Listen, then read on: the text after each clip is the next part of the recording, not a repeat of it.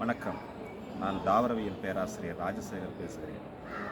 இன்று நாம் water apple என்று சொல்லக்கூடிய சிஜியம் சமரஞ்சின் அப்படிங்கிற தாவரவியல் பெயரை கொண்ட மிரிட்டேசி குடும்பத்தைச் சார்ந்த தண்ணீர் பழம், அதை பற்றி தான் இன்று பார்க்க போகிறோம்.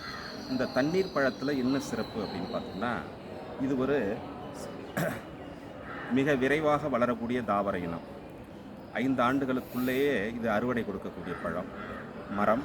இந்த மரத்தினுடைய பழங்கள் உண்ணக்கூடிய வகையை சார்ந்தது.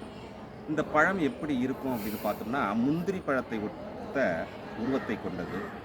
இந்த பழங்களில் நிறைய நன்மைகள் இருக்குது. என்னென்ன பார்த்தோம்னா, நிறைய நன்மைகள் இருக்குது, நிறைய நியூட்ரியன் கண்டென்ட்ஸ் இருக்குது. விட்டமின்ஸ், மினரல்ஸ், கார்போஹைட்ரேட், குளுக்கோஸ்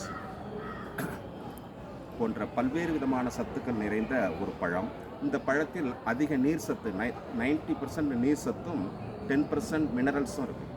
இது ஏன் சார் இதை சாப்பிடணும் அப்படின்னு பார்த்தோம்னா, இக்காலகட்டத்தில் இந்த தண்ணீர் பழம் மிக சிறந்த உணவாக நாம் வாழ்கிற வெப்பமண்டல நாடுகளில் உள்ள மக்களுக்கு இது பெரிதும் உதவிகரமாக இருக்கிறது.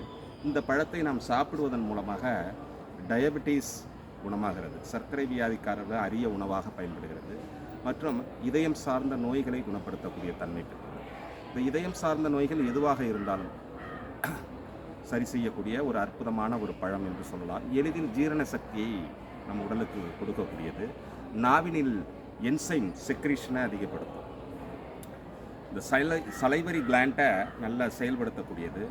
அதுக்கப்புறம் பார்த்திங்கன்னா, குடலில் ஏற்படுகிற தேவையற்ற உடல் அழற்சியை சரி செய்யக்கூடியது.